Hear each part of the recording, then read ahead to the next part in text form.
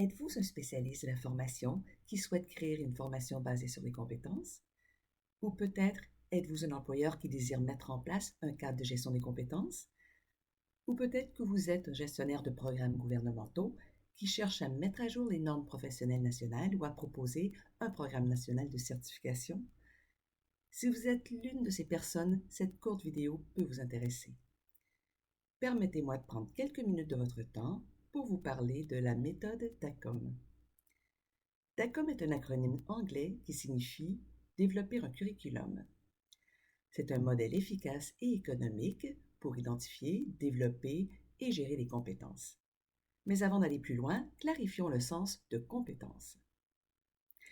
Une compétence est la capacité démontrée, comprenant les savoirs, les savoir-faire et les savoir-être, d'exécuter une tâche avec succès selon une norme établie. Il y a 3 composantes dans la méthode DACOM. Faciliter une analyse de profession ou de compétences, appelée analyse DACOM, développer des programmes axés sur les compétences et administrer des programmes axés sur les compétences.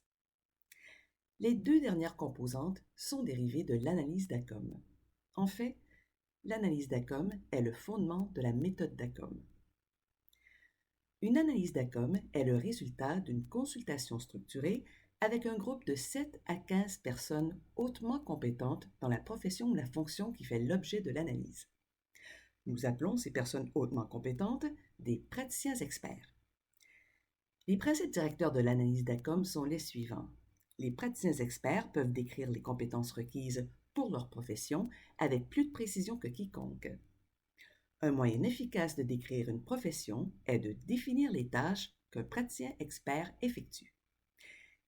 Et pour être exécutées correctement, toutes les tâches exigent certains savoirs, savoir-faire et savoir-être. Les praticiens experts passent 2 à 3 jours ensemble avec un seul objectif en tête: identifier toutes les compétences qui relèvent de leur métier ou de leur profession. Les praticiens experts ne sont pas livrés à eux-mêmes. Tout au long de l'analyse DACOM, ils sont étroitement guidés par un expert de la méthode, le facilitateur DACOM certifié de l'ACFP. La dernière personne, mais certainement pas la moindre, qui participe à l'analyse DACOM est le scripteur. Le scripteur écrit sur les fiches tous les énoncés de compétences convenus par les praticiens experts.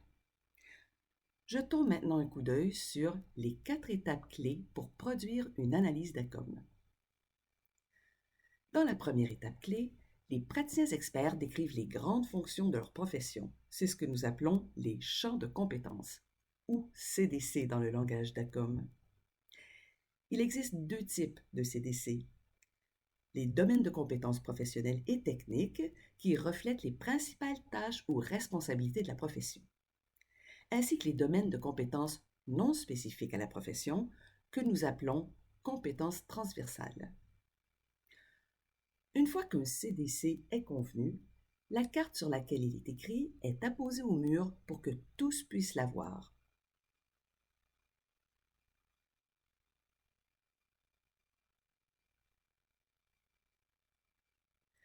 La plupart des professions ont entre 8 et 15 champs de compétences.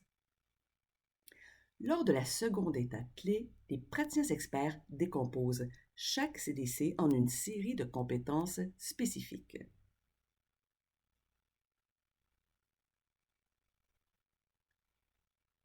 La troisième étape clé implique que le panel de praticiens experts revoie les travaux pour affiner leur analyse. Chaque énoncé est-il clairement formulé? Y a-t-il des redondances? Et avons-nous omis quelque chose? Et enfin, la quatrième étape clé consiste à ordonnancer les énoncés, en commençant par les CDC et puis les compétences spécifiques au sein de chaque CDC. Le but de cette étape est de s'assurer que l'ordonnancement soit logique pour toute personne qui connaît bien la profession. Lorsque tout est dit et fait et que l'analyse DACOM est reproduite dans sa version ordonnée, le résultat est une charte de compétences DACOM qui ressemble à ceci. Vous vous demandez probablement, est-ce que l'élaboration d'une analyse d'ACOM en vaut vraiment la peine? Absolument, compte tenu de toutes ses utilisations.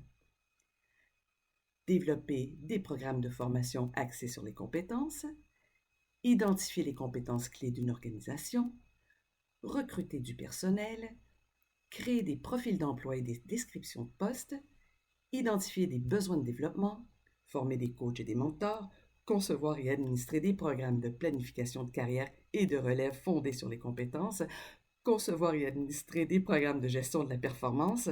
Maintenant, si cela n'est pas un bon investissement. Une analyse d'ACOM, c'est tout simplement la méthode la plus simple et la plus efficace qui existe.